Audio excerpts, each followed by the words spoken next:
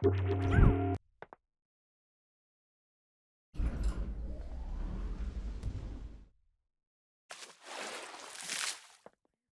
the time has finally arrived, I think, for us to talk about facial setup. Yes, it has. So, here we go. Funnily enough, I'm going to do this in a slightly odd order, you may think, but trust me, just like everything else, it will all make sense in the final analysis. We're going to start off by looking at the secondary controllers that we put in our face. We're going to be using a mix of bones and morphs. And some of the controls on the bones we're going to tie into automation, and so the morphs will have to blend properly with those. So that's why we're going to start off with the bones, which are themselves the secondary controllers. So first thing I'm going to do is just basically show you the basics, and we'll start with the eyebrows, because they're the simplest part. So what I'll do is I'll look down my list and I'll find my face root bone, which you'll remember we created when we did our initial skeleton setup and so on and so forth, and I'm just going to add a child joint to it. Call it the L brow 1, left brow 1. I'm going to switch over to my wireframe view, and the thing that you will want to do, because these we're going to be using just single joints with no deformers between them, is you will want to play around with your bone icon size as you get nice controllers of a size that works with the rig that you've got going on and the scale of the character that you've got going on. So all I simply do is I just take my joints here and I just position them, you know, along the lines where I want them to be. So his eyebrows are going to be this sort of area around here. Just like when I'm laying in bones anywhere else in the rig for deformation, you of course want to watch, you know, your lines of polyflow, how much your density is for where you actually place the joints themselves.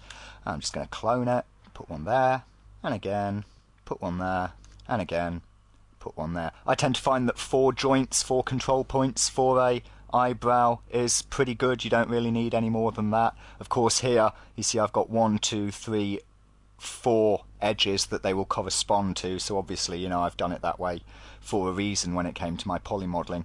But if you had more edges, then of course you just want to space your joints properly. So here, as you can see, I'm placing the joints more or less on the lines of topology. If you had more edges, you could place them between lines of topology, so more or less centrally on each polygon, and that would work fine.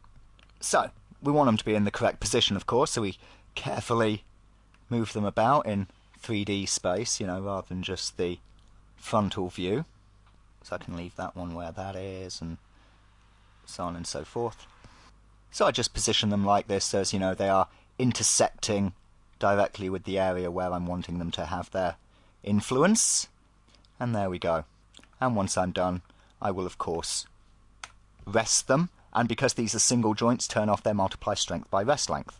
And let's give them their strength. So we'll go right up to 100 and let's see what's happening already. Oh dear, okay, that's all gone a bit mental. Obviously, you know, they're not weight mapped in at all.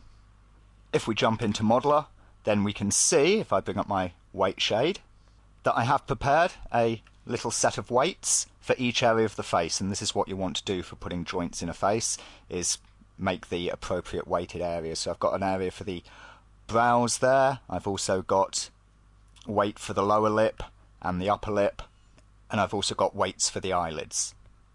We might need to modify these later, but this is what we'll start off with. So back in layout, we take all of these joints and of course give them the brows weight map. There we are. Excellent. Now obviously we're affecting both sides of the mesh at this point because I haven't got, you know, ones on the opposing side, but that's okay. I'll just of course mirror these across. I'll do that exactly the same way that I did it when we were doing the arms and legs. I'll just use the mirror hierarchy. The mirror hierarchy tool doesn't actually have to be used on a hierarchy, or more to the point, just a single object can be thought of as a hierarchy of 1. So that's why that works fine. And of course we'll just hit those and rest them and make sure that they have 100% strength as well. And turn off their multiply strength by rest length. And there we go. So now you can see you've got a bit of fall off between left and right there, which is nice. So we can tell from our initial deformation test here, I don't need to split this weight map into left and right side for the brows. As it is, that should be fine, especially on this guy because he's quite cartoony. So the first thing to take note of is of course that I had these scalable bones here for the eyes that we had. So obviously having my joints here, just parented directly to the face root, isn't going to work because they need to go along with the eyes if we do any squashing and stretching. So of course I just need to reparent these fellas. I could have done that to start with, but I didn't, but I'm going to do it now. It doesn't make any difference, it'll work just fine. So I make them direct children of the left eye root, and there we go. And of course the same for the right hand side. I'm just going to do a quick little bit of renaming, which of course I didn't do initially, I really should have done, but there you go. So that's all good. Excellent. So now when we're doing our squashy, stretchy eye thing, our brows will link in with that. And that basically is it. You see, I can just, make an eyebrow shape like this. It works fine. And we can see already how things are starting to work out there. So that's nice. So the next area that I'm going to do is going to be the lips, I think. I'll do those first. And to start with, I'm going to grab my face root bone again, and I'm going to give it a little child bone, which I'm going to call the mouth root. Now I leave this as a Z bone, I don't make it into a joint. I just position it down behind the mouth somewhere, just for ease's sake. And then I'm going to give that a set of child joints, which will of course represent the lips. The reason I just want you to note why I make these root bones Z bones is because of course if I make them a joint, then rather than having a joint with an influence area, I get the deformer formed between two joints, and that wouldn't give me the control I'm looking for. Moving this joint at the end wouldn't move the lips. The deformer that's drawn between the two would move the geometry in between, which in this case is going to be teeth and tongue. So that's why when you want to do just individual joints and you just want to give them a little root parent, make it a Z-axis bone, and it breaks that deformer joint link, enabling you to just have single individual joints. Again, watch your spacing, make sure that you try and keep some sort of equidistance between them, but I mean equidistance on a topology level rather than an actual however many millimeters apart level. So notice that whilst I have this middle joint for the upper lip here, right on the middle, which is this line here, and I have this joint at the corner of the mouth, this third joint that sits between them isn't actually sat on a edge or a pair of vertices, it's sat more or less in the middle of this polygon, because of course I have this joint, 1, 2 polygons, then this polygon has this joint in the middle, then 1, 2 polygons, and then the next joint is there. So of course this means that their catchment areas for how they, rather their influence areas for how they capture vertices and manipulate them is going to be equal and balanced between them. That way you won't get any funny shapes occurring when you move one rather than another. So there, having placed them where we want, we give them strength 100, turn off their multiply strength, and we rest them, and it all goes wrong. The reason it all goes wrong is because I didn't rest the mouth root Z-axis bone. Even though it's not going to do anything, even though it's going to have 0 weight and so forth, it still needs to be rested, otherwise its children will malfunction. Always remember that if you get a problem somewhere. You rest something and you position a joint or a bone somewhere and you rest it and your geometry goes mental, it's because the parent or a parent somewhere of that bone has not been rested correctly. So there we go. And of course we give them their weight maps. If we check my setup in Modeler here, you'll notice that the corners of the mouth I've added to the lip upper weight map, and the lip lower weight map does not include the corners of the mouth. You could do a separate weight map to be corner of the mouth if you want, but there's no real need for that at all. But you do need a separate weight map for both the upper and lower lip because they're so close to each other that if you don't have that, then the joints would affect the geometry on either side if you only had one single lips weight map. Rather than going through and individually putting the weight map on each joint because the weight map drop down isn't multi-select where, I can do stuff in the spreadsheet editor, or the new version scene editor as it actually is, which I haven't used so far, but in situations like this it is extremely useful. If I select all of the upper lip joints here, then with the spreadsheet open I can go to the bone, influence, can multi-select by holding down Shift and clicking in these tiny little thin areas beside each thing, and I can change vertex map to lip upper and click apply, and that will do them. So you can do multi-select weight mapping like that, which is nice and quick and easy. And so with those all set up, we just give them a quick try and we can see that, you know, that's working out quite nicely there, and yeah, that's taking the corner and so on and so forth, and a little bit of a snarl shape coming in there. Yeah, that's nice. Good. One thing to remember, of course, when we're using joints in our face like this is we're not limited to just moving them. Of course, they're rotational as well and scalable. So you've got lots of options for how you can use your joints in your face. So that's the lips and the brows. Next thing I'm going to do is the eyelids. Once again, I'm going to create a little root bone, and not only is that for the reason of giving the joints a root, it'll also come in to give us a little bit of handy control. So I'm going to find my left eye root here, and I'm going to give it a child bone. I'll call this the left eyelid's root, like that, and I'll make my joints children of this bone. Remembering, of course, to first, rather than leave that where it's initially created, to set it back to 0 on the z-axis, so as it has the exact same origin point as the eyes and the eye root, and so on. We'll see why in just a few moments. Once again, watch your spacing. Notice here how I've put a joint for the upper lid on every other edge, and for the lower lid I've put one on every other polygon. No particular reason for this other than that is the best way to get a nice even spacing between them on this character given his polyflow. It should work just fine. You might need slightly different positioning from character to character, but we'll see how we go as we test our deformations. The other thing I can do here, of course, is since I've created an eyelid root bone for one eye and put all of those things underneath it, I can of course now just mirror that entire hierarchy, and that'll work fine. So there we go, and just like that, over it goes. And of course, don't forget, because this is the right, I need to reparent that to the right eye root. And once again, add the weight maps and rest them.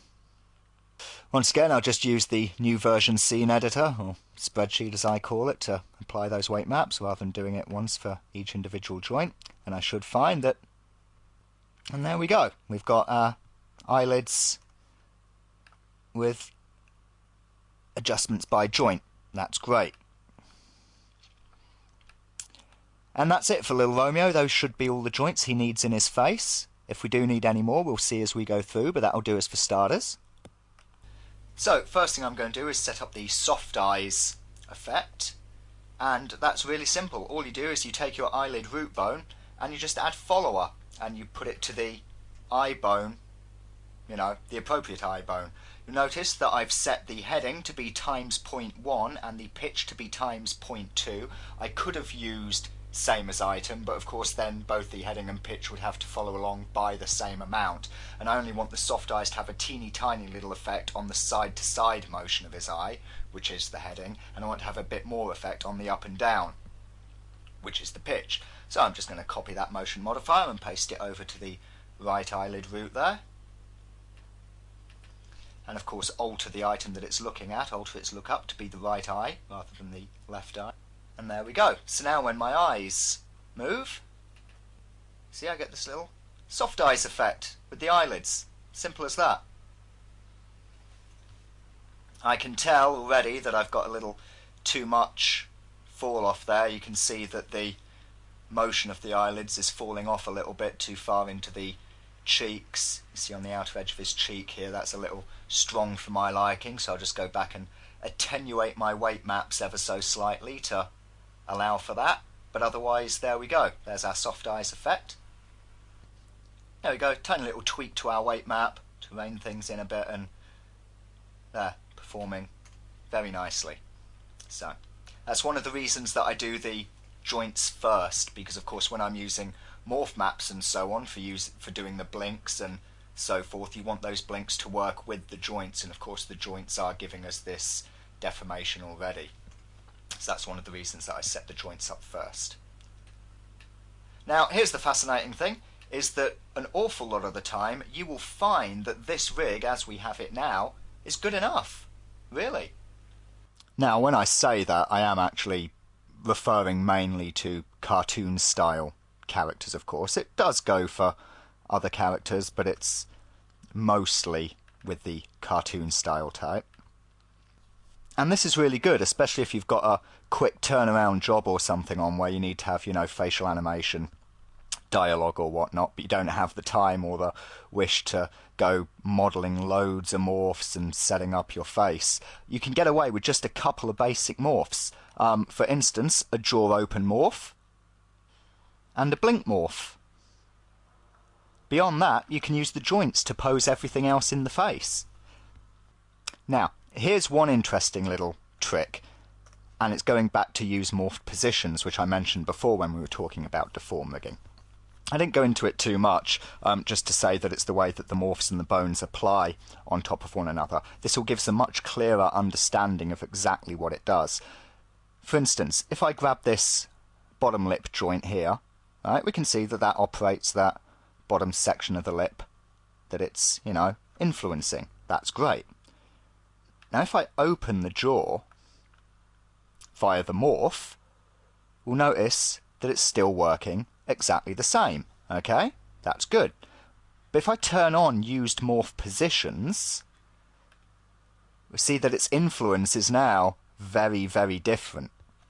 The reason for this, with use morphed positions off, this joint, this bone, is applied before the morph map, and so of course the effect that you get, the influence area that you get, is the same as you would have had if the morph weren't applied and it were in its base rest position. So when you're using joints in a facial setup like this, you need to use them with morph positions turned off. Otherwise, if you have them turned on, you'll get a very different result, and things will start to be a bit wonky, unfortunately. Otherwise, you'll notice that you can, you know, quite easily start sculpting your, you know, phonemes and other shapes just out of the joints, quickly and easily. Oh, look again, my weight map is too much. I need to bring that down a bit. But you get the idea. If you need a nice, quick facial setup, here you go. Couple of morphs, few joints, and you'll get an awful lot of manipulation in your face, and you can do an awful lot with it. It's not as shapeable, or rather, it's not as absolutely shapeable as you get with morphs, because of course with morphs you can model in the exact shape that you're after, every little wrinkle or crease, you know, as long as your geometry's allowing for that, to get the real shaping of the skin as you're deforming your character for facial animation. But like I say, for cartoon characters you don't often have so much of that, and so just the two morphs of a jaw and blink is fine, with a whole bunch of joints to do the rest, to attenuate the poses, put in the mouth shapes, the oohs, the e's, and so on and so forth. So again, I say, if you just want a nice, quick, simple facial setup for a cartoony character, that's all you need, and you can run with that. But of course we're not going to stop there. We are going to go ahead and set up a full facial rig that will give us lots of shaping control. So let's get on and start looking at that.